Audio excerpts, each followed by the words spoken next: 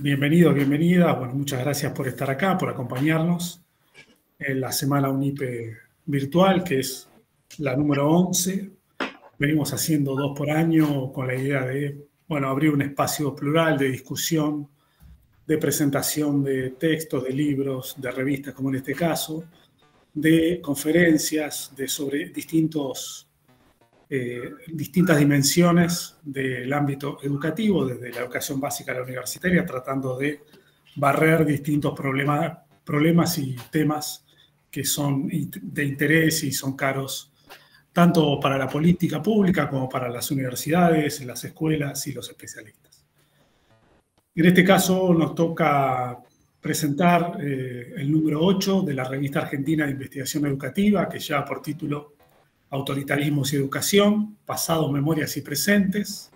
Y quiero, antes que nada, darle las gracias a Adriana Puigros, que es la directora y quien viene sosteniendo con su esfuerzo y su dedicación los 8 números que hasta aquí y los que vendrán, digamos, o que están en curso de la revista. Agradecerle en particular también a Ana Diamant, a Pablo Pinó, a Antonio Romano, a los autores que hoy van a estar aquí comentando el número, pero además porque agradecerles porque han contribuido con el dossier de la revista, y por supuesto a Mariana e Ignacio Frechel, que son quienes están sosteniendo desde atrás todo lo que tiene que ver con el desarrollo de la plataforma y que hacen posible que los autores se vinculen entre sí, que los números aparezcan en la página, que los jurados puedan hacer sus evaluaciones, etc. Antes de darle la palabra a Adriana Puigros, quiero decir 2 cosas. Habida cuenta que varios de los que están aquí no viven en la Argentina, pero para que ponernos un poco también en contexto, la Argentina vive una situación muy delicada, particularmente las universidades, o por lo menos esto podía decirlo hasta hace una semana. Las universidades estamos sin presupuesto hace ya 2 años. Eso repercute en el funcionamiento normal y habitual de una manera muy profunda, que atañe desde cuestiones habituales del día a día hasta cosas más complejas como todo lo que tiene que ver con el mantenimiento de los edificios, de las aulas, las becas de los estudiantes, etcétera, ¿no? A eso se suma el deterioro del salario docente y no docente, y estamos en vísperas también de un paro, probablemente la semana próxima, en reclamo de salarios que están muy por debajo del poder adquisitivo y de lo que efectivamente tiene que ser para quienes se dedican a la tarea de enseñar, ¿no? O de sostener el funcionamiento de una universidad, del ámbito de lo administrativo, de la infraestructura, etc. A lo que se suma, quizás alguno esté al tanto, los incidentes de ayer por la tarde, la marcha habitual de los jubilados en reclamo también por el enorme deterioro salarial y la caída de un montón de derechos que habían adquirido, que terminó con una persecución muy violenta que de algún modo escenifica otra violencia que ya se viene dando de manera verbal, simbólica, institucional, política y económica. Y también hay un debilitamiento preocupante de la situación institucional que se manifiesta en distintas acciones que han venido ocurriendo a lo largo de este último año, ¿no? Con lo cual Argentina se asoma de algún modo también a una democracia que entra en un umbral de riesgo importante, y entonces estamos todos un poco conmovidos por eso y también tratando de encontrar mecanismos que nos permitan sostenerla, defenderla y resguardar los derechos por los que tanto se luchó en este país. Dicho eso, les vuelvo a agradecer a todos los que están presentes, los que sostienen también la Semana UNIPE, a los autores, a los colaboradores de este dossier, y le doy la palabra a Adriana. Bueno, buenas noches a todos. También gracias por estar aquí. Hoy es un día en donde realmente la compañía solidaria de todos, y en particular de los varios colegas que veo que son de diferentes países, ¿no es cierto? Muchos han colaborado en este número, ya lo veremos después, pero realmente es un día en donde toda solidaridad, siguiendo un poco lo que estaba planteando recién Adrián, es muy bienvenida. Ustedes saben que cuando yo tomé hoy, dije, voy a ver qué dije en el editorial del número. Y me encontré con que el editorial dice, voy a empezar, en momentos de escribir este editorial, decenas de universidades públicas, estudiantes, docentes, investigadores, etcétera, encabezan un movimiento de defensa de la universidad pública. Bueno, y sigue hablando de eso. Entonces yo dije, pasaron creo que 2 meses, ¿cuánto? Más o menos, desde que vivíamos esa situación, ¿no? Desde entonces hasta anoche han ocurrido muchísimas cosas. Pero me quedé pensando mucho en el tema de esa ilusión neoliberal de poder pasar el recero a la historia, ¿no? Y en el hecho de que, al menos hasta donde uno ve, no hay experiencias históricas donde se haya podido, ¿sí?, terminar absolutamente con la vida, las formas de sentir, las formas de actuar de los pueblos.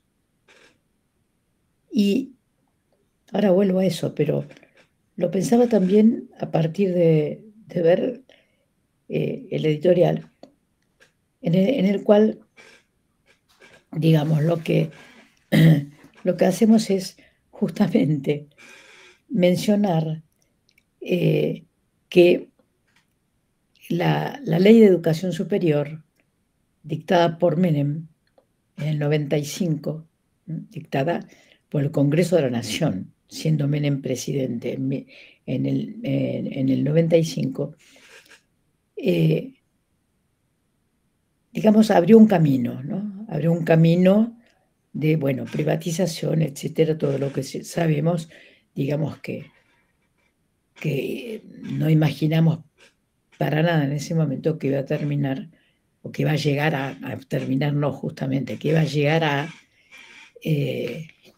una complejidad público-privada del tamaño de la que estamos viviendo en todo el sistema educativo argentino y en muchos sistemas educativos latinoamericanos, ¿no?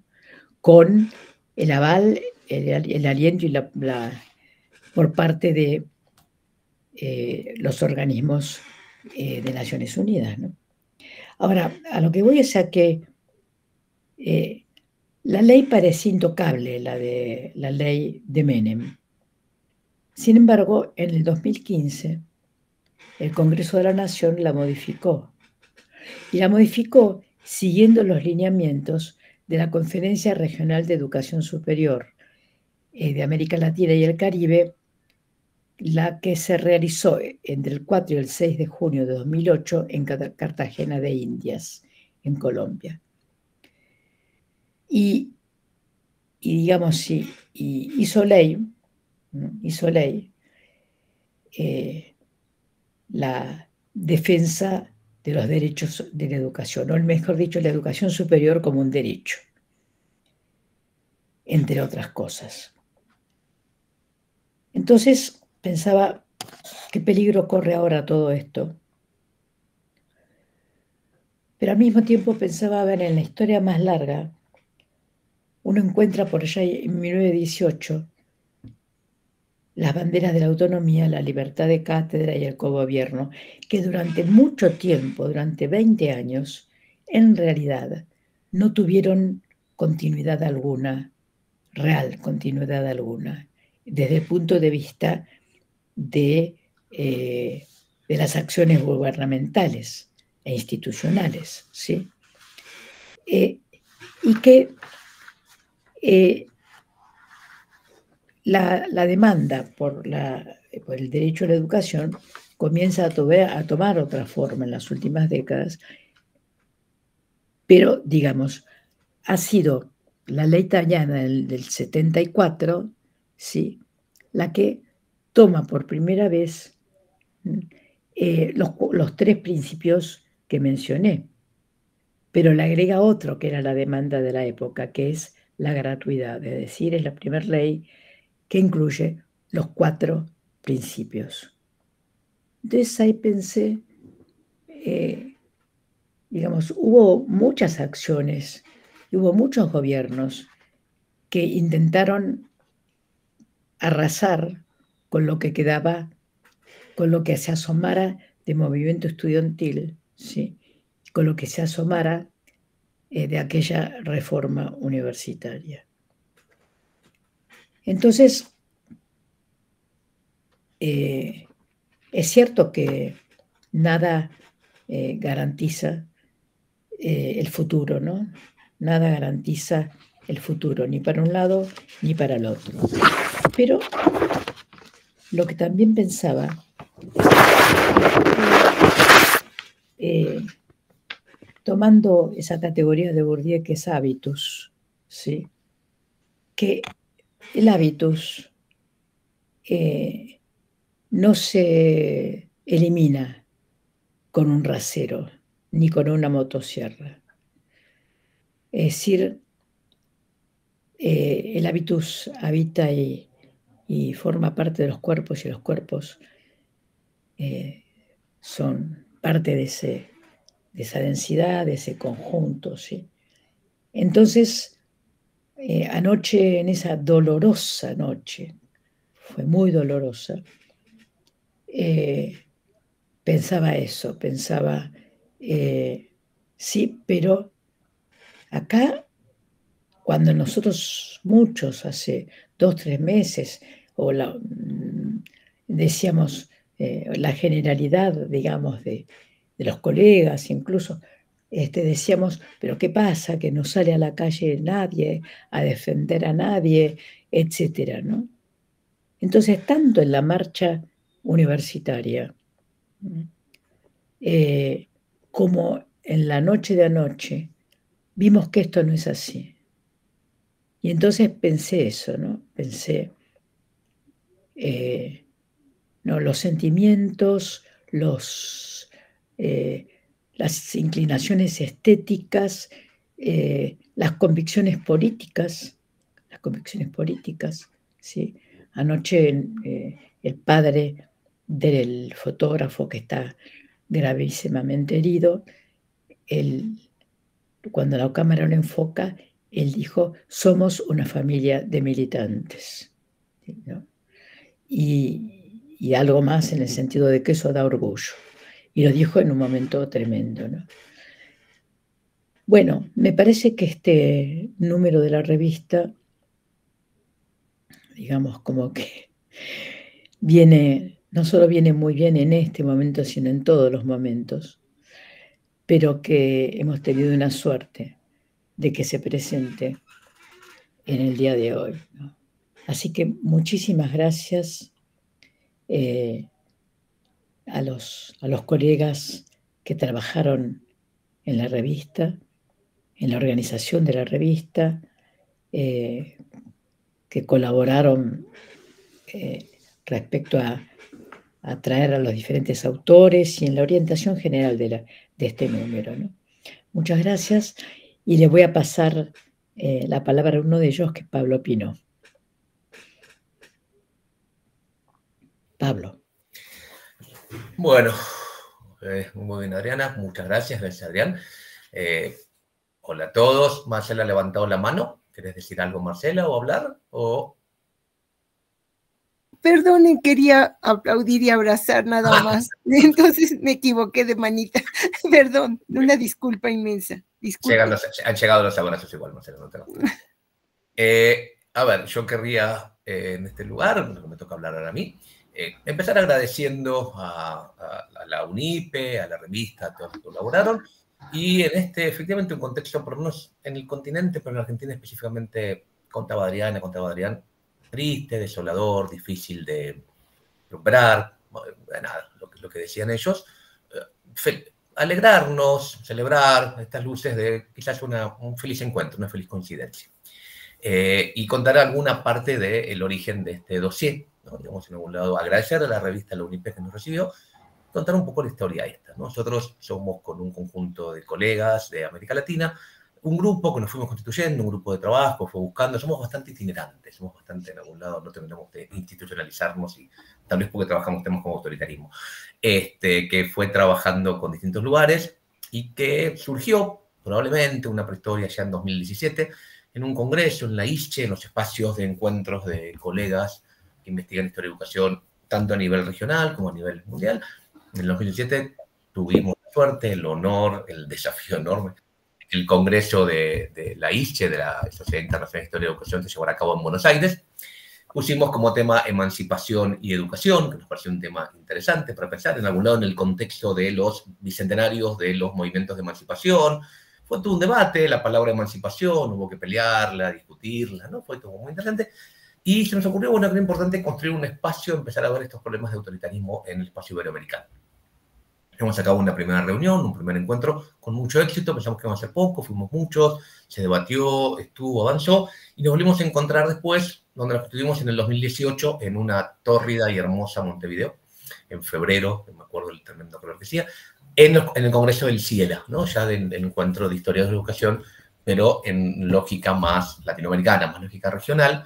Y recordamos, por lo menos con Ana y con Antonio, los coordinadores, que Carminia, la querida Carminia Martins de Brasil, hizo su ponencia planteando estas fotos tremendas, ya estoy hablando del 2018, el discurso contra Freire que empezaba a pasar en Brasil, no se alertó del avance de Bolsonaro. Yo insisto que fue nuestra Cassandra, ¿no? Ahí, como la Cassandra de Troyanos, nos dijo Carminia, Troya va a caer, lo que viene es tremendo, y no le creímos como a Cassandra. Nos pareció que estaba exagerando, nos pareció que era una exageración que hacía alertándonos por ese loco llamado Bolsonaro. Bueno, y todos sabemos lo que pasó después, ¿no?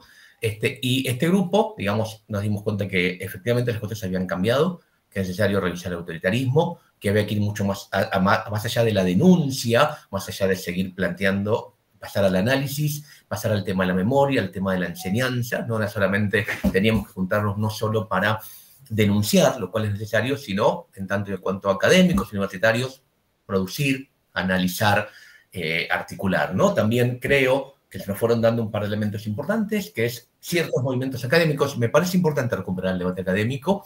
En estos últimos años uno puede ver que los debates en ciencias sociales, en historia de la educación, tienen que ver con estas lógicas, recuperar lo transnacional, los movimientos, las circulaciones, ¿no?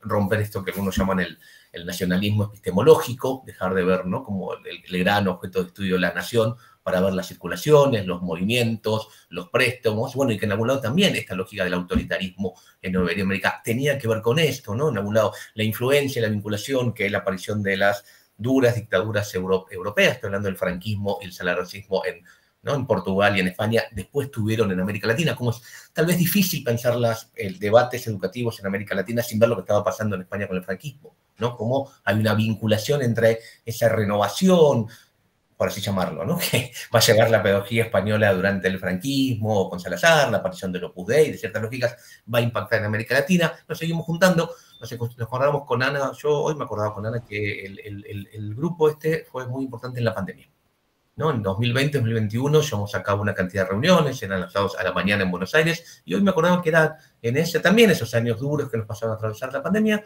nos íbamos a encontrar cada 3 meses, tuvimos muchas reuniones, era interesante, fue un grupo que mantuvo, ¿no?, mientras la pandemia se estaba preparando, probablemente en buena parte del huevo de la serpiente que estamos viviendo, también nosotros nos juntábamos Y eso nos permitió, nos seguimos juntando en los Cielas, nos juntamos en Montevideo, virtual en Lisboa, en Paraguay, estamos pensando juntarnos en Chile este año en el Ciela, en algunos encuentros de estos de la ISCHE, y pudimos originariamente hacer una producción, nos pareció importante, que nos alojó la revista Fermentario, que es una revista que la UDELAR, o sea, la Universidad República tiene con la Universidad de Campiñas, sacamos un primer dossier, y después nos dimos cuenta de la producción y empezamos el camino en los últimos años para buscar dónde poder plantear un segundo lugar, y tuvimos la suerte que la UNIPE nos recibió.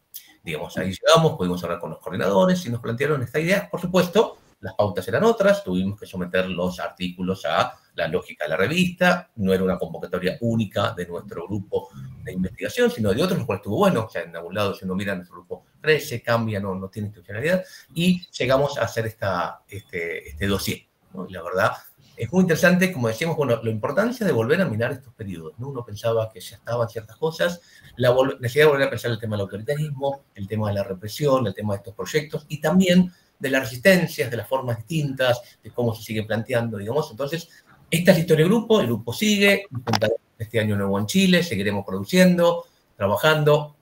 Ya tenemos 2 números, uno en esta lógica transhumante, ¿no? En UDELAR, en Fermentario, otra que estamos ahora celebrando en la revista de la UNIPE. Borges, lo tengo que citar, decía que el 2 implica la idea de infinito. Si ya tenemos 2 números, habrá un tercero, quién sabe en qué lugar, recorriendo América Latina o Iberoamérica, pero ahora estamos celebrando y agradeciendo un poco, bueno, que desde 2017, 2018, nos seguimos encontrando con estos colegas, hay muchos aquí, agradezco que estén, y bueno, y vuelvo a agradecer enormemente a la UNIPE que nos haya alojado para poder seguir difundiendo esta producción, ¿no?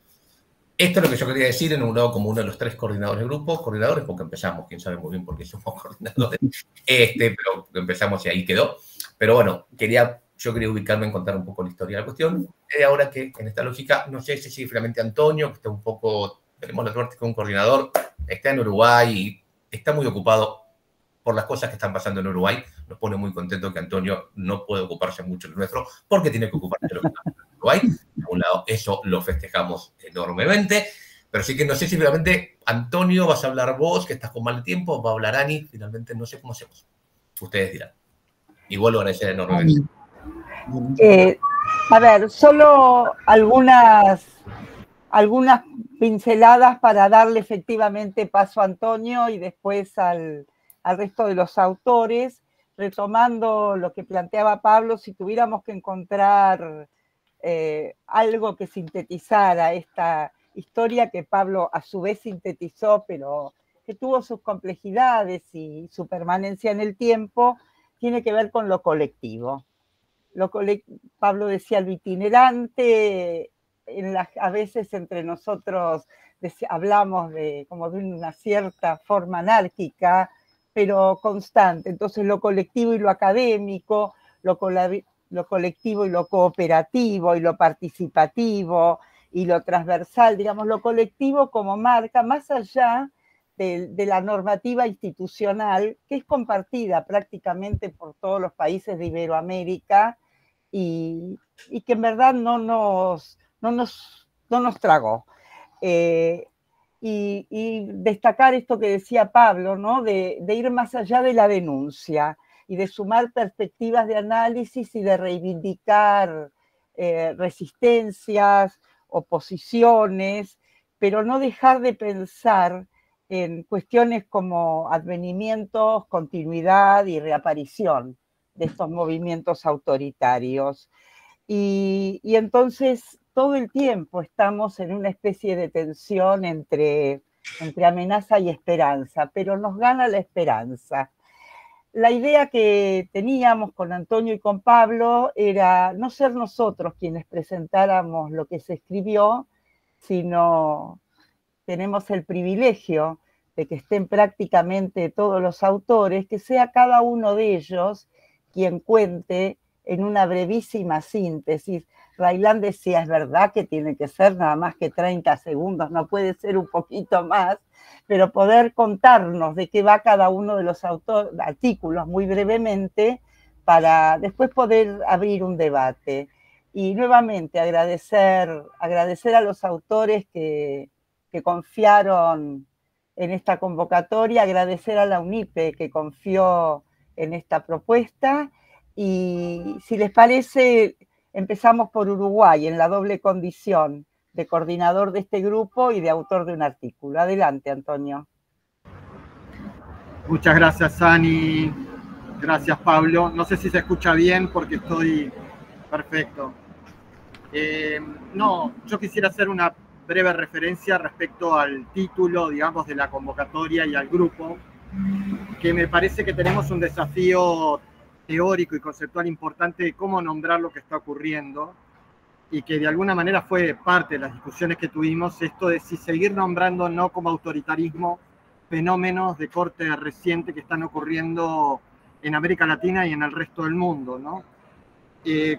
Con una particularidad de que si las transiciones democráticas construyeron una suerte de oposición entre autoritarismo y democracia, identificando el autoritarismo con el pasado y la democracia con el proceso de construcción, ¿no? De recuperación democrática, sobre todo en el caso de América Latina, hoy la discusión, digamos, tiene que plantearse en términos diferentes, porque vemos que están coexistiendo y están en disputa en un mismo momento, digamos, regímenes diferentes, ¿no? Entonces lo que hay, esto Caetano viene discutiendo, esto es lo que esta cuestión de la discusión acerca de, se discute de alguna manera el carácter del régimen, ¿no? Del régimen democrático. Los acuerdos de régimen son los que están en discusión también, y no solamente los procedimentales, ¿no? Y que me parece que es parte de los desafíos que tenemos, de que, bueno, por un lado, parte de lo que está ocurriendo tenemos referencias al pasado, pero al mismo tiempo hay un carácter novedoso que nos obliga a ser como más exigente para tratar de entenderlo.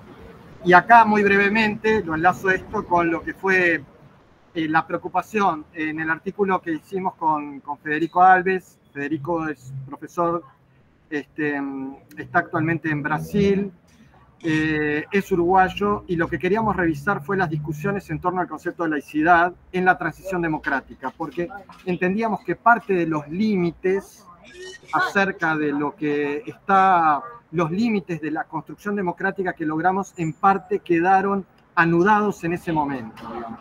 Las transiciones fueron momentos en los cuales parte de las disputas y la forma que se resolvieron condicionaron en parte lo que ocurrió después.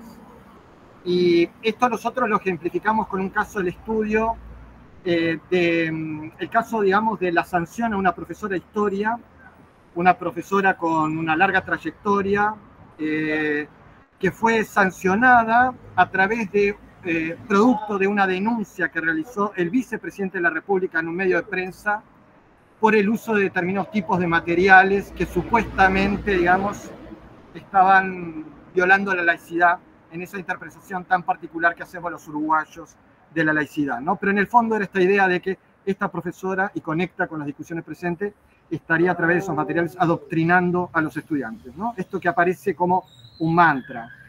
Y en ese momento era como muy difícil para los actores, que sentían que se estaba recuperando, digamos, la democracia, que se había dejado atrás el pasado autoritario, que el propio vicepresidente de la República en una transición democrática denunciara a esta profesora.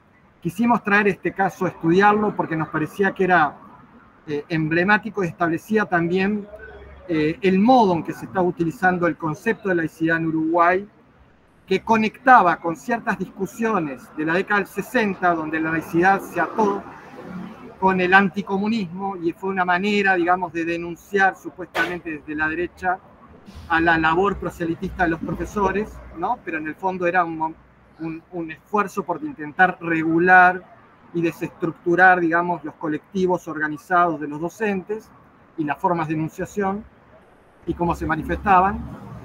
Y vemos que esto, digamos, volvió nuevamente, digamos, en la transición democrática a instalarse como el uso de este concepto con un sentido muy similar. Ahí nosotros después, quienes quieran leerlo, sería como motivo de discusión, nos parecía importante discutir porque en el fondo sentíamos de que necesitábamos dar cuenta de cuáles eran las transformaciones que igualmente se habían producido comparando los 60 con los 80, y lo intentamos hacer a través de la historia del concepto de laicidad, ¿no? Ahí mostramos que en la discusión de ese concepto se anudan todas las contradicciones, digamos, de la recuperación democrática. ¿Por qué? Lo digo muy brevemente y con esto cierro. Porque las propias autoridades de la educación utilizaron el concepto de laicidad para derogar los programas de la dictadura. Esta es una paradoja, ¿no? Es decir, las autoridades democráticas, para derogar los programas, apelaron a este concepto considerando de que las Fuerzas Armadas habían utilizado los programas para, digamos, adoctrinar a las nuevas generaciones. Y se utilizó este concepto. Entonces se usó este concepto para tratar de derogar los planes, y posteriormente, digamos, es utilizado por el vicepresidente para, digamos, cuestionar a una profesora por el uso de ciertos materiales que consideraban que no eran oportunos para trabajar en clase.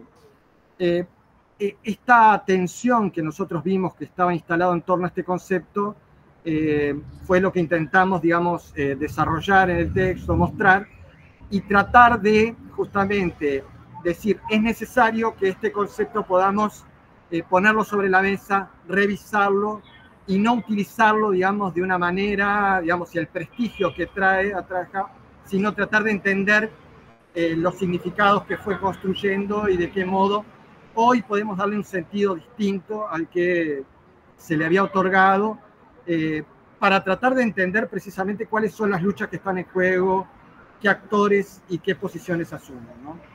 Bueno, para esto estaba el artículo y bueno, quería simplemente dejar por acá para darle más espacio a los compañeros. Bueno, muchas gracias, Antonio, y les propongo que hagamos un largo viaje, que crucemos el océano y que Javier Rodríguez Torres nos cuente de los impactos que tuvo sobre el sistema educativo la aprobación de la Ley de Memoria Democrática. Muy brevemente, ¿de qué se trata tu artículo, Javier? Y bienvenido a esta reunión. Gracias, Ana, y a todos los demás. Un gusto veros y en especial a ti, Ana. Ese es el cariño tan especial que te tengo. Bueno, lo primero, mi solidaridad con mis colegas argentinos, no podía ser de otra forma, y de otros países, y todo el pueblo argentino. Pueblo hermano, que desde España seguimos con mucha atención y con preocupación. Sin embargo, esta preocupación en Argentina y en otras partes del mundo no hace nada más que reforzar nuestra posición, por lo menos la mía y de muchos colegas, que es la del activismo. Activismo político, activismo intelectual, activismo con otros compañeros en grupos.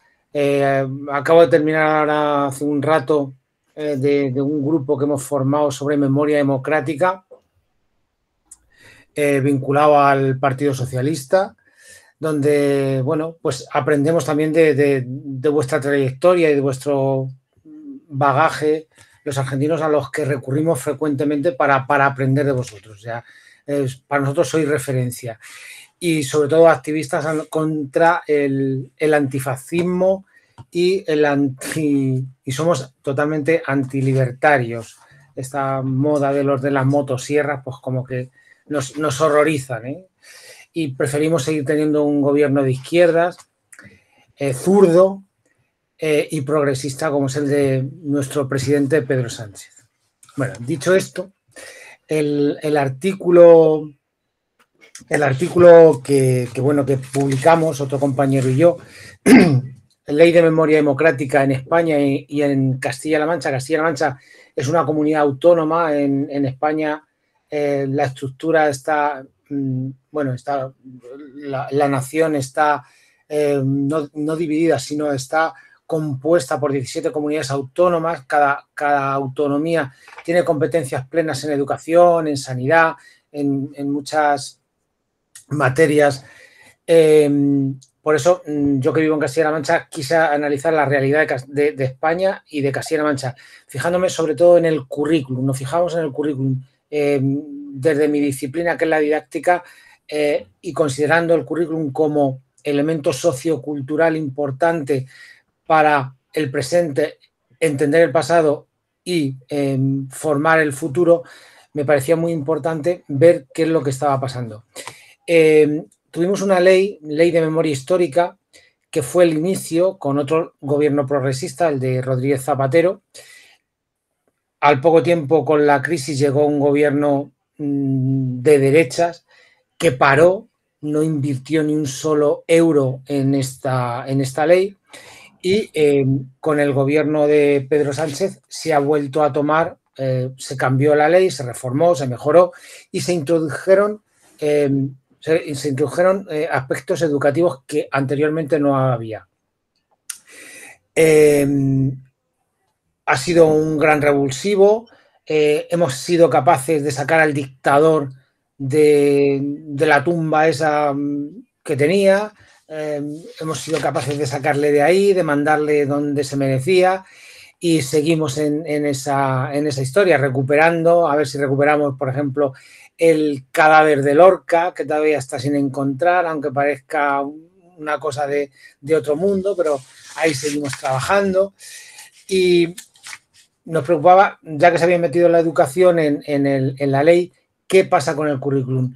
¿Qué se estaba haciendo desde las autonomías y en concreto desde la nuestra en la responsabilidad que tienen las autonomías con respecto al currículum? Si se estaba introduciendo o no en el currículum contenidos, saberes que se llaman ahora aquí en España, los saberes básicos, se estaban introduciendo en el currículum que aprendían en la enseñanza obligatoria. Nos interesaba la enseñanza obligatoria. ¿Y por qué? Porque la enseñanza obligatoria es la que tienen que aprender todos los alumnos para ser ciudadanas y ciudadanos. No nos interesan los que vayan a ser universitarios, no nos interesan de momento, pero nos interesan todos aquellos alumnos y alumnas que sí o sí tienen que ser ciudadanos. Y todos los ciudadanos de nuestro país queremos que sepan la verdad objetiva, la verdad que nos hace iguales a todos. Y ese fue el análisis que hicimos de todo el currículum, comparándole con el nacional, con el que se produce en las autonomías, y con conclusiones muy claras. Es decir, nadie se preocupa de esto, estamos casi igual que estábamos, se deja para cursos superiores y los profesores siguen obviando y teniendo no miedo, sino como la percepción que eso no lo debe tocar, que mejor que se toquen familias o mejor no tocarlo porque reabrir heridas es peligroso. Entonces, bueno, pues de alguna forma hay que romper con eso y hay que sacar a los dictadores del sitio donde no tienen que estar. Bueno, muchas gracias, Javier. Por supuesto, en todos los casos, la invitación a ir más allá de estas brevísimas presentaciones y abordar los artículos si aún no se ha podido hacer. Y contarles que desde la Argentina, a partir de las producciones argentinas, se incluyeron 3 artículos que toman 3 líneas que parecen muy distantes, pero que se entrecruzan. Uno, el de Mónica Fernández Páez, que nos trae reflexiones respecto del nivel inicial. El otro, el de Nati García, que nos sumerge en el mundo de los archivos y de los documentos elaborados tanto por los organismos estatales como las cartas firmadas por los docentes. Y un tercero, el de Federico Brugaleta, que nos pone frente a una situación de censura respecto de la obra, por un lado de censura respecto de la obra de Freire y por otro lado de la batalla que su editor Julio Barreiro siguió. Así que si les parece, vamos brevemente por Mónica, seguimos con Nati, Fede y después nos vamos de viaje a otro país. Adelante, Mónica. Bueno, buenas tardes a todos, a todas. Gracias especialmente a Ana, Antonio, Pablo por cobijar en este grupo que además de ser sumamente productivo, es muy riguroso, ordenado, y eso en estos tiempos de tanto desorden se celebra y se agradece. A ver, solo quiero comentar algo en relación a este artículo que busca pensar dos cuestiones. Por un lado, ¿qué se enseñó en relación a la educación de los más pequeños en el tiempo de la última dictadura cívico-militar eclesial en Argentina? ¿Cuáles fueron las tramas que hubo? Muchas de las cuales pasaron a ser completamente, digamos, veladas a los ojos de las maestras porque la mayoría eran mujeres en ese momento, prácticamente no estaban los hombres presentes en las instituciones. Y por otro lado, una pregunta que tuvo que ver con algún trabajo que compartimos con Ani en tiempos de poder construir materiales de trabajo para docentes en el Instituto Nacional de Formación Docente, que tenía que ver con la pregunta de si a los niños pequeños, a las niñas pequeñas se les enseña acerca de procesos que tienen que ver con los genocidios, el terrorismo de Estado. En ese sentido, el artículo busca aproximaciones primeras y intenta poner a disposición alguna fuente primaria para que se pueda compartir el análisis y al mismo tiempo sirva como fuente para otras investigaciones que entendemos están ahí pendientes.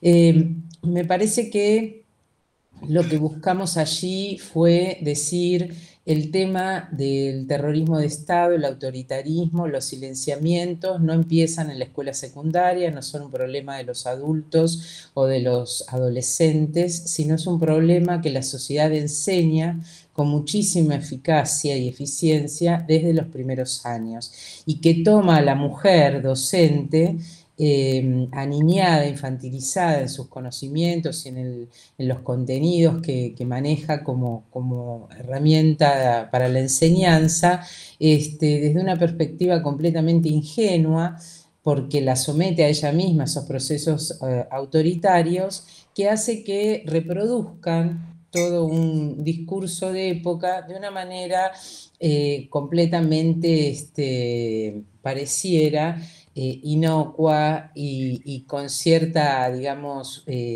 naturalidad. Esto creemos que además tiene fuertes efectos en el caso de nuestro país a lo largo del tiempo, es decir, esas huellas que se produjeron a partir de la llegada del gobierno dictatorial pueden encontrarse en los jardines de infantes de la Argentina hoy. Entonces fue un proceso completamente eficaz en ese sentido. Quiero cerrar leyéndoles algo. Yo llamé al primer apartado del artículo lo indeseable, ¿no? Y estaba pensando cuando revisaba en que lo indeseable es lo que nos está pasando, ¿no? Lo que uno no desea para las generaciones que llegan. Permítanme cerrar con este epígrafe. Las palabras de Hamlet: los tiempos están confusos, oh maldita desgracia que haya nacido yo para ponerlos en orden, son más o menos verdaderas para cada generación, aunque desde principios de nuestro siglo quizás hayan adquirido una validez más persuasiva que antes. Esto lo decía Hannah Arendt en Entre el pasado y el futuro. Yo me preguntaba ¿qué diremos? ¿Qué fuerza toma esto para los que vivimos en este siglo? Porque hasta ahora están asustando todavía más. Bueno, gracias. Muchas gracias, Mónica. Y si les parece, escuchamos a Natalia, a ver, en esa trama de documentos producidos por autores tan diversos. Adelante, Nati. Gracias por la invitación. Yo me voy a quitar el video porque los he escuchado con muchos cortes y a lo mejor pase lo mismo Va bien, ahora que tengo que... Se te escucha bien. Sí. Bueno, cualquier cosa me avisan.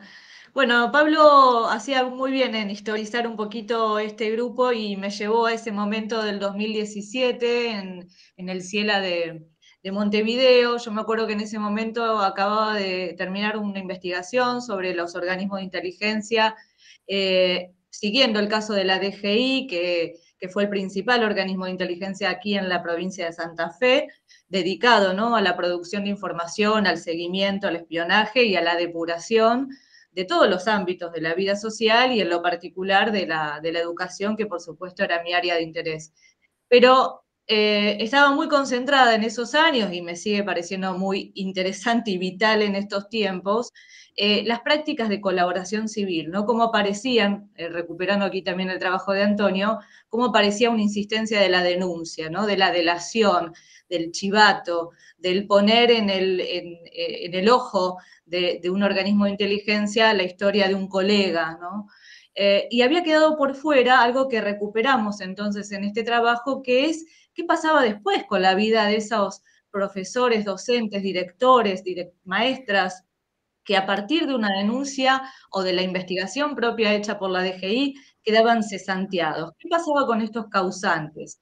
Y me asomé a estas cartas que un poco había dejado de lado porque no son fáciles de leer, cartas escritas de puño y letra por estos maestros que solicitaban, ¿no?, revisar sus casos, le pedían a las autoridades, sin saber muy bien a quién dirigirse, a quién le escribir. Aparecen como remitentes desde Emilio Dordo Macera, el propio Videla, o el ministro de Educación de la provincia de Santa Fe, a quien le dedico un apartado importante, porque, y así se llama el artículo, ¿no? Cartas al capitán, refiriéndonos al ministro de Educación de Santa Fe, el capitán Pérez Cobo, que timonió con mano de hierro aquellos años, ¿no? Así que seguí estas cartas que ya tienen una textura muy especial, ¿no? Las misivas en la historia, digo, ya como material heurístico tiene sus propias particularidades, y aquí hay que sumar la particularidad de ser escritas bajo un régimen represivo y que terminan siendo tomadas por este organismo. Es decir, ellos no saben a quién escriben o no saben a quién escribir, y menos saben aún estos maestros que todas esas cartas que escribieron terminaron en la DGI, en la maquinaria represiva del Estado. Es un texto, es un artículo que me llevó también a pensar estos asuntos en clave de lo que se ha dado en llamar en la Argentina, bueno, en muchos lados y aquí también, el giro archivístico, es decir, una reflexión crítica sobre los archivos, cómo son concebidos, cómo son utilizados. El artículo ahí trata de explicar cómo en Argentina este giro está muy influenciado por las políticas de memoria, verdad y justicia, que llevaron a la creación de archivos de memoria, que llevaron a la desclasificación de documentos secretos, pero que también terminaron en muchos casos cometiendo algunos errores que nos salieron bastante caro a mi criterio. Trato de analizarlo allí. Hay un uso instrumental, un uso extractivista muchas veces de los archivos que merecen a mi criterio algunas reflexiones, ¿no? Y después hay toda una dimensión del análisis, ¿no?, del contenido en sí mismo de estos trabajos, de estos puños y letras, en el sentido literal y profundo del término, de estas cartas escritas por maestros, que me llevaron, que no los voy a desarrollar ahora, hasta ahí la invitación hecha para leerlo, a lo que llamé 5 movimientos, ¿no? Trato de pensar todo este contenido en función de 5 movimientos reflexivos. Lo llamo la limitación al extractivismo, lo llamo la privatización de la represión, la ficción de lo real, la utopía de la reparación, y algo que me interesó y me interesa mucho como investigadora cuando nos sumergimos en este tipo de documentos, que lo llamé la fascinación por lo oculto y lo secreto. Así que, bueno, ahí están esos movimientos para seguir reflexionando este tipo de documentos, todo lo que aportan al presente, pero atendiendo muy especialmente a estas tramas y trampas. Están las dos cosas, las tramas y las trampas. Y por supuesto, para seguir pensando en los archivos como espacios no solo para ir a buscar nuestras fuentes como investigadores, sino como espacios de reflexión, de investigación y de una devolución ética de la historia, ¿no? Por ahí anda la cosa. Gracias, Nati. Fede. Bueno, muchas gracias. Buenas tardes a todos y a todas. Un gusto estar aquí compartiendo el resultado de este trabajo de edición. En mi caso fue compartir parte del trabajo de mi tesis doctoral y concentrado en el artículo sobre el proceso de censura editorial de la obra de Freire en Argentina, a través de 2 entradas. Una, las estrategias estatales de censura, es decir, la descripción de los organismos encargados de la ejecución de la censura, los procedimientos administrativos, las formas de clasificación ideológica que operaban en general en el control de la bibliografía, pero en particular con Freire. Y en un segundo momento del artículo, más bien pensar las tácticas de resistencia de este particular editor de Freire, que fue Julio Barreiro. Entonces, el artículo tiene esa estructura, por supuesto dialoga con un marco teórico de la historia cultural, la idea de estrategia y táctica, la extraigo de Desertó, justamente porque me permite ver ese juego de poder, ¿no? entre el control estatal y las astucias desde abajo, en este caso de un editor. Y en particular, entonces, en el primer apartado lo que procuro es seguir colaborando al conocimiento de ese proceso de censura.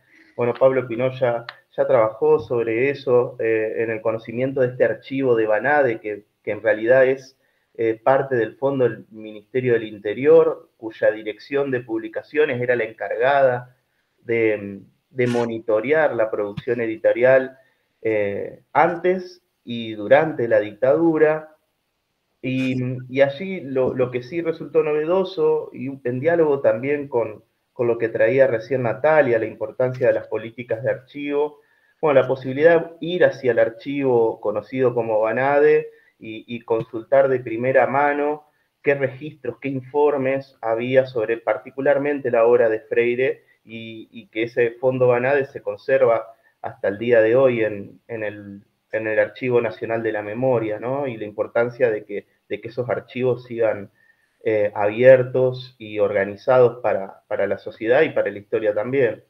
Y allí, por supuesto, lo conocido sobre las fórmulas de clasificación ideológica y los informes que hacían los servicios de inteligencia, de la cual después se deriva, ¿no? Hay como un carácter soterrado de la investigación de los servicios de inteligencia y la clasificación ideológica, ¿no? Sobre los textos de Freire, que eran considerados algunos con referencias marxistas, otros directamente marxistas, otro como difusores de la ideología y doctrinas económicos y sociales marxistas, ¿no?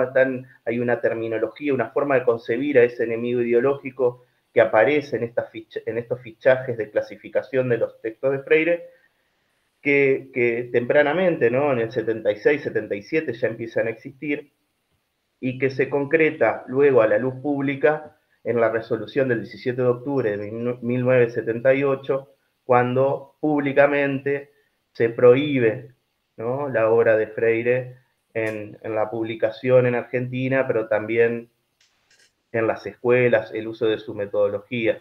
Entonces, nos permite ver de qué manera era esa forma de concebir la clasificación y cómo trabajaban, de alguna manera, cómo leían. Lamentablemente, si bien había en el fondo otros informes de otros autores y otros libros, no encontré en el archivo informes específicos de Freire, ¿no? En detalle, pero sí las resoluciones de esos procesos de lectura por parte de los censores.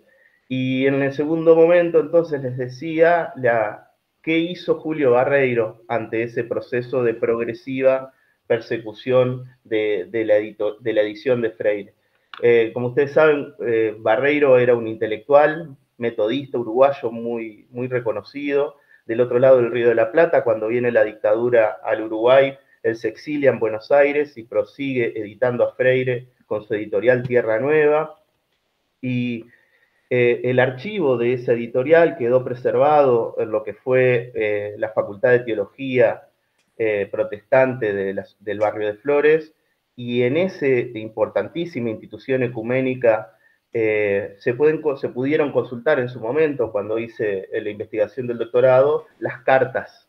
Y en las cartas aparece el registro de Barreiro respecto a lo que él denominaba la autocensura, ¿no? Y cómo tenía que medir los tiempos para editar más tarde, o pequeños escamoteos como cambiar los títulos de las publicaciones, en algunos casos, donde por ejemplo aparecía la palabra revolución, las cambiaba por libertad o liberación, o en el caso de algunos títulos, en vez de editarlos en Buenos Aires, triangulaba con Arnaldo Orfila Reynal en México y los producía en Buenos Aires, pero los editaba en México. Entonces esas astucias como editor le permitieron seguir operando desde Buenos Aires, sin editar en la ciudad de Buenos Aires, hasta bien entrada la década del 80, en el 81, cuando la dictadura efectivamente prohíbe las publicaciones de Tierra Nueva y de la revista Cristianismo y Sociedad, y hace un atentado además en la Facultad de Teología, en la biblioteca del ICEDET, y allí es donde Barreiro finalmente parte a un exilio tardío, podríamos decir, en el año 81 hacia Ginebra. Lo interesante es ver justamente el poder de acción de Barreiro, y las cartas nos permiten ver algo del cotidiano de los editores, donde de alguna manera van viendo minuto a minuto cómo se van acelerando los procesos autoritarios de la región, ¿no? Hay algo de una percepción muy aguda de Barreiro de cómo se iba complicando la escena. Así que bueno, finalmente, por supuesto, es un artículo que busca también dialogar con el presente, ¿no? Con los modos actuales de definición, clasificación y persecución ideológica, y cómo ciertas formas de estigma, ¿no? Como el mote de subversivo, el mote de marxista, son utilizados también hoy en día en Brasil para hablar desde la derecha o desde las derechas bolsonaristas sobre la pedagogía freiriana, ¿no? Entonces, hay una historia que se reactiva de modo recurrente, pero también novedoso, ¿no? Y eso nos permite ver estos archivos. Así que, bueno, un placer poder compartirlo con ustedes. Bueno, muchas gracias, Fede. Contarles que desde Brasil nos llegaron 2 artículos, uno referido a juventud, al papel que la juventud jugó a inicios de la dictadura en los 60, y un artículo sobre mujeres. La autora del artículo, una de las autoras del artículo sobre mujeres es Raylan, y bueno, te escuchamos. Boa noite, eu falarei em português porque tenho esperança que serei entendida, porque meu espanhol é um portunhol, na verdade. Bom, eu começo agradecendo a oportunidade, né, da revista, e agradeço aí na pessoa da professora Adriana Pugros, e também agradeço aos organizadores do dossiê e aos líderes aqui desse grupo, né, a Ana, o Pablo e o Antônio, também pela oportunidade, sobretudo, de fazer parte do grupo. E ao tempo que eu agradeço, eu também quero dizer que me solidarizo com a situação dos argentinos hoje, e dizer também que esse artigo é fruto de um projeto que começa justamente quando aqui vivíamos o tempo bolsonarista, né, e o autoritarismo estava reinando aqui, e a minha principal pergunta à história era saber como as mulheres reagiram e resistiram a um período que muito se assemelhava ao que o Bolsonaro pregava nos seus discursos. E daí o projeto do qual esse artigo faz parte ter nascido, né? A minha ideia era justamente essa, de entender as formas de resistência e, sobretudo, de formação política dessas mulheres, que não necessariamente se restringiam aos espaços e às instituições educativas. E é justamente isso que eu trago, eu e mais 2 alunas minhas de iniciação científica, a Emily e a Maria Eduarda. Mais despacito, Raylan. E olha que estou tentando falar devagar, porque normalmente eu sou mais acelerada. E aí, esse artigo é fruto dessa parceria minha com essas 2 autoras, a Emily e Maria Eduarda, como eu estava falando, que me ajudaram a fazer esse mapeamento em documentos muito próximos do que aqui já foram trazidos, né? Eu trabalhei com documentos, com fichas policiais, fichas criminais, que estão no Departamento de Ordem e Política Social aqui do Brasil, mais especificamente em Pernambuco, e também o relatório da Comissão da Verdade, também do Estado e o Nacional, e em alguns casos em processos de anistia, que são documentos riquíssimos, porque tem aqui os 2 lados da moeda. A gente tem uma versão oficial, que é do Estado militarizado, e temos também a versão das pessoas que foram vilipendiadas em seus direitos quando da ditadura, e que trazem a sua versão sobre os fatos, delas ou dos seus parentes quando estas pessoas já haviam, por algum motivo, falecido, inclusive durante o regime ditatorial. E esse artigo, ele traz justamente essa forma de atuação política, de resistência política, mas, sobretudo, de formação política. E nesse artigo, através de uma metodologia chamada prosopografia, que é o estudo de biografias coletivas, a gente mapeou 225 mulheres que foram presas e ou perseguidas aqui no estado de Pernambuco, estado esse que nasceu Paulo Freire, né? E aqui se forjou boa parte da sua missão educativa. E essas mulheres, a gente percebeu que muitas delas estavam envolvidas com o movimento estudantil, com a ação popular, com a Aliança Libertadora Nacional. Quase todas eram membros do Partido Comunista, algumas do Partido Comunista Revolucionário Brasileiro, e dentre outras agremiações, e a gente percebeu que nessas agremiações ocorreu boa parte da sua formação política. E aí a gente estende um pouco o elemento educativo, que sai da esfera institucional educativa, das universidades, ou mesmo do movimento estudantil secundário, e ela ganha um outro escopo na medida em que a gente percebe que nessas outras agremiações, essas mulheres também se forjaram politicamente, porque aprenderam o que era a vida partidária, aprenderam a defender determinadas ideologias, algumas delas aprenderam a pegar em armas para defender aquilo que acreditavam ser o correto para o Brasil, algumas delas aprenderam a servir de mediadoras entre grupos distintos que compunham a esquerda brasileira. Então, é justamente disso que esse artigo trata, e eu espero que vocês, assim como eu, se encantem com esse universo e aprendam que a gente deve conhecer essas experiências, evidenciar essas trajetórias, justamente para que casos como esse não mais se repitam, e por isso que sou a favor de um Educar para o Nunca Mais, tomando como ponto de partida trajetórias como essas que eu, Emily e Maria Eduarda, trazemos aqui nesse artigo. Y muito obrigada pela oportunidad. Muchas gracias, Raylán. Vamos a dejar para el final el comentario muy breve de dos artículos de autoría que no están presentes, pero antes le vamos a pasar la oportunidad a Juan, que desde México nos trae una reflexión sobre la escuela rural en República Dominicana y en tiempos de Trujillo. Así que, Juan, te escuchamos. Bueno, ¿se escucha bien? Perfecto. ¿Sí? Primero que nada, mi solidaridad con lo que pudimos ver ayer en las escenas que vimos de Buenos Aires con todos ustedes. Agradecerle a la UNIPE la publicación de este dossier temático, agradecer al grupo de trabajo, la labor que se viene desarrollando.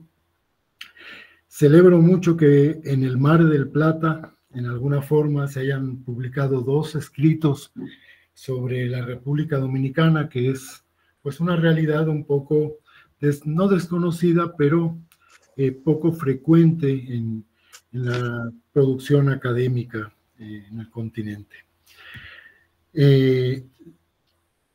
Creo que en el escrito yo trato de entender cómo la dictadura de Trujillo fraguó, consolidó una alianza de largo plazo con el campesinado a través de la escuela.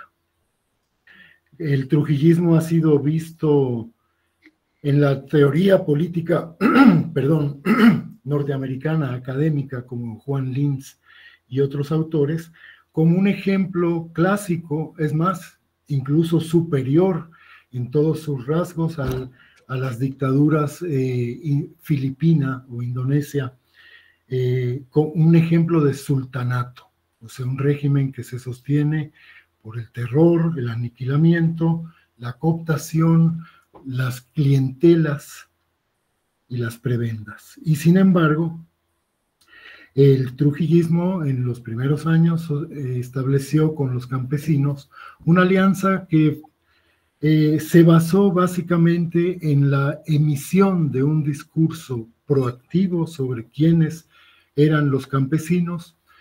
Lo llamo la ciudadanía de Calibán, que es una categoría que usa el puertorriqueño Pedro San Miguel, para aludir a un campesinado que siempre fue visto como la carne de cañón de los caudillismos regionales que no permitieron, digamos, la emergencia de un Estado nacional consolidado, o por lo menos en control de todo el territorio, hasta la ocupación militar norteamericana de 1916. El trujillismo emitió sobre Calibán una visión positiva, invitándolo a sumarse a la producción agrícola. Cuando toma el poder el futuro dictador Rafael Trujillo en la República Dominicana, es 1930, hay una crisis mundial, empieza a sentirse en la economía dominicana, en la sociedad dominicana, la crisis mundial, y la ciudad de Santo Domingo es destruida por, yo pienso que el primer huracán categoría 5, que en aquel entonces ni siquiera se encontraban categorizados, se destruye. Viene un plan de emergencia y una situación que el régimen aprovecha para emitir esta discursiva positiva sobre los campesinos: súmense a la producción, reparte tierras, y a través de la escuela tiene una serie de políticas que yo creo que le dan una alianza y una lealtad al campesinado, al trujillismo de muy largo plazo. Eso no lo supo ver no solo la academia norteamericana clásica que estudió el caso dominicano, de la dictadura dominicana, sino yo creo que ni siquiera hoy, en alguna forma, la teoría social dominicana considera al trujillismo como una dictadura que creó consensos y que creó alianzas con sectores, no nada más clientelas políticas, sino sectores sociales que le entregaron su lealtad. En el 1974 se dio uno de los últimos ensayos de un foco guerrillero en la República Dominicana, y quienes condujeron a los militares a donde estaban la guerrilla, que fueron campesinos. En el 59 desde Cuba se había ensayado lo mismo y fueron de nuevo campesinos, habían sido campesinos los que sostuvieron activamente a la dictadura. Yo entro en, digamos, en el escrito en analizar varias cosas. Principalmente lo que más me interesa es, digamos, compartiendo la perspectiva de Pedro San Miguel y de otro académico, Richard Turitz, es decirle, bueno, ¿por qué no ven a la escuela? Porque la escuela, en el caso dominicano, creo que es una historia tan interesante, tan poco tratada. No sé por qué la academia dominicana no ha entrado en analizar la historia de la escuela nacional, porque, bueno, fue una sociedad que trató de ser relativamente, suavemente aculturada por la ocupación militar norteamericana, y luego fue una escuela al servicio de una dictadura como un aparato ideológico. Concuerdo con San Miguel y con Turitz en ese aspecto, pero digo, no ven la escuela, porque quizás siempre toman a la escuela como una institución destinada a repartir o distribuir un bien de carácter simbólico instruccional, y no como un espacio de articulación de relaciones sociales, que es lo que yo trato de hacer en este escrito. Estudiando cómo hubo una política de huertos escolares, cómo hubo una política de distribución de una cartilla cívica. Es más, decía que celebro que en el Mar del Plata se haya publicado un escrito como este, porque del Mar del Plata fue hecho venir Pedro Enríquez Ureña a la República Dominicana a en cierta forma, ¿cómo decir? Hoy hay en la Academia Dominicana quienes se títulos de obras colectivas que dicen ¿a qué vino Pedro Enríquez Ureña en 1931? Fue hecho llegar para demostrarle a la sociedad dominicana, en alguna forma, que no era de interés una escuela ilustradora del campesinado, sino que al campesinado había que llevarlo prácticamente a la condición de productores agrícolas sedentarizados. En cierta forma, Pedro Enríquez Ureña estuvo en Santo Domingo, se escapó de Santo Domingo y cuando se escapa Pedro Enríquez Ureña, Trujillo pone a un superintendente ahí que trato en mi escrito y dice, vean, el ilustrísimo, en otras palabras, por supuesto, el ilustrísimo no pudo hacer, pero el que sí va a poder hacer este superintendente, Ramón Emilio Jiménez, es una escuela práctica para el engrandecimiento de la producción nacional. Eso es lo que trato en mi artículo. Trato también un poco el tema de cómo los campesinos habían vivido la ocupación norteamericana como un momento de daño moral en algunas políticas del sistema de escuela pública que trató de implantar la ocupación. Y es cuanto. Muchas gracias. Bueno, muchas gracias, Juan. Y contar entonces, además, que este dossier se complementa con otros 2 artículos, uno que procede de Colombia, que aborda políticas de memoria y el rol educador, una exploración documental comparativa de políticas de memoria entre Argentina y Colombia, maneja documentos, testimonios, se centra en una perspectiva de historia reciente y para el caso particular de Colombia pone el foco en el sentido de la educación para la paz. Y el otro artículo incluido es un artículo, también una rareza, que viene desde Sudáfrica, que discute el concepto de conciencia histórica de los profesores, trayendo al debate conceptos como el de la victimización compartida como una forma de conciencia histórica y el lugar de la transmisión educativa en relación con la victimización.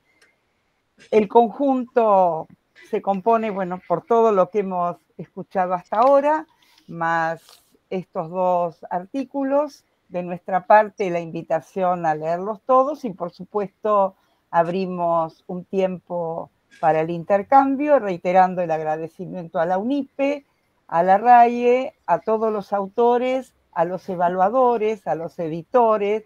Digamos, detrás de una publicación, además de autorías, hay todo un engranaje que a veces no se ve, pero sin ese engranaje no hay publicación. Así que ahora sí, dejamos abierto el intercambio para todos, los que ya expusieron, para todas, y los que quieran participar a partir de este momento.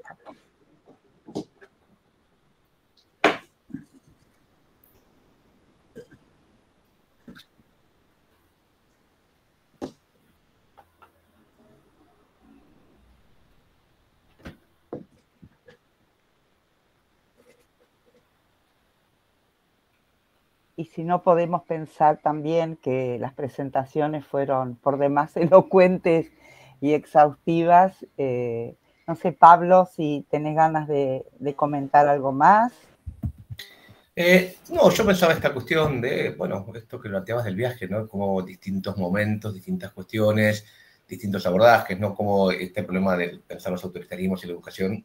Bueno, nuestro objeto es el estudio iberoamericano, pero los sudafricanos más que bienvenido, ¿no? Cómo se cruza con otras temáticas, ¿no? Mónica sumaba a nivel inicial, que generalmente no fue trabajado, fue como incluido, cuestiones de género, cuestiones de archivo, bueno, casos como, bueno, la educación rural, ¿no? Siempre los trabajos, Juan, que nos traen el caso dominicano, que en algún lado, por algún motivo, suele no estar incluido. También tenemos gente que se ocupó de Paraguay, que también está un poco, digamos, cómo estas nuevas temáticas también nos vuelven a mirar las cuestiones del autoritarismo, ¿no? Cómo hay nuevas miradas para dar y para entender esto, ¿no? Y como en todo el tiempo estaban hablando, bueno, Fede con la historia de los libros y demás, pero como la problemática del presente, ¿no? Como este presente tan por lo menos en Argentina, en la región en buenas partes, pero sobre todo creo que el caso argentino es más que sintomático, se presenta como, bueno, en algún lado, el colega español decía, ¿no? Recuperar la militancia académica, el deber que tenemos quienes dedicamos a esto, a pensar estos temas para construir futuros más justos, ¿no? Como esto pensaba, como los abordajes que se cruzaban. Sí, y la a propósito. Sí, dale, Nati.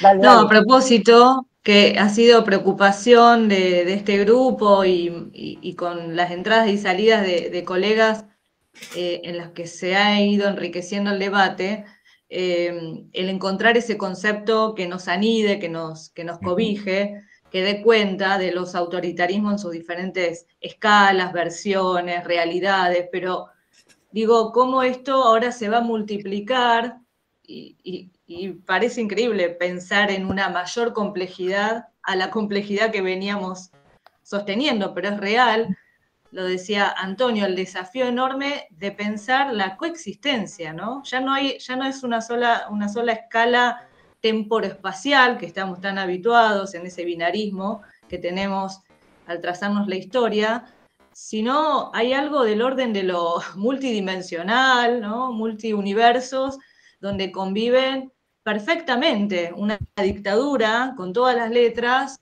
y una innegable democracia, porque incluso teniendo en consideración los terribles terrorismos de Estado atravesados en los últimos años, también tenemos algún cuidado ético de no nombrar de cualquier manera cualquier cosa, ¿no? Entonces, me sigue pareciendo, y por supuesto sin ninguna lucidez al respecto, un enorme desafío que no terminamos de llegar a ese primero que no señalamos, y la realidad nos muestra que, bueno, ya incluso eso quedó viejo de alguna manera, ¿no?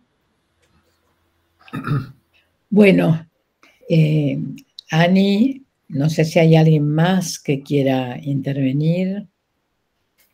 Entonces, muchísimas gracias. Marcela. ¿Quiere decir algo? Sí, bueno, nada más primero felicitar siempre el trabajo que dirige Pablo, Ani y los colegas que en el campo de la historia de la educación, y Adriana, ni qué decir, han marcado toda una dinámica del hacer pedagógico, político, teórico, metodológico, enriquecedor, porque da cuenta de la letra viva de la historia, cuando se encarna a partir de estudios concretos en las tramas que históricamente se configuran, pero cuando hay alguien que la mira y la pone, la visibiliza. Eso me parece que es un plano nodal y que habría que ver, lo traigo ya al orden más de la enseñanza, cómo habilitar desde este ejercicio elementos que acompañen la tarea profunda de la enseñanza de la historia. Lo dejo ahí porque me parece que hay toda una cuestión nodal y algo se nos está como revirtiendo frente a las lógicas actuales que desdibujan las tramas y ponen en escena los 15 segundos de TikTok y lo que va como saturando, ¿no? Saturando, llevando, barriendo. Entonces creo que ahí hay un elemento muy vital con el trabajo que ustedes como colectivo hacen, junto con el que ha acompañado a quienes se abocan a la rica y compleja tarea del historiador, que en las tramas pone nombre, habilita discursos y puede hacer del personaje una historia viva. Bueno, eso, no sé si el término violencia es suficiente para dar cuenta de todos estos entramados, por algo está ahí, las violencias de diferente orden, me parece que es nodal y es un significante que se despliega en el ejercicio que de manera tan rigurosa ustedes llevan a cabo y que en este número y en el otro que habría que buscar, que se editó en Uruguay, ya es una tarea que nos daremos para traerlo. Y nada más quería yo en este marco, porque tengo las imágenes del día de ayer,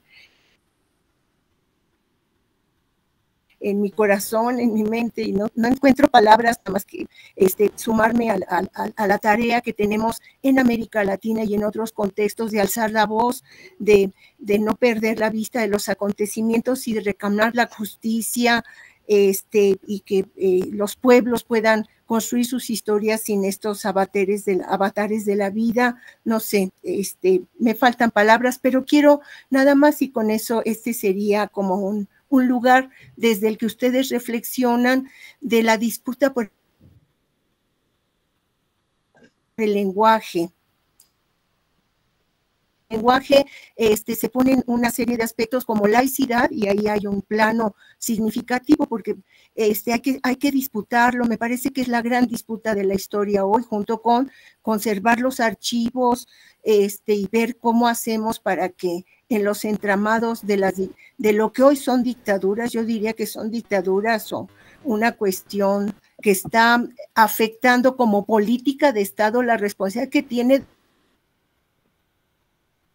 del resguardo, no solo de las instituciones, de los estados, para resguardar la memoria de sus pueblos y habilitar desde el archivo un conjunto de aspectos. Creo que esa es otra parte importante.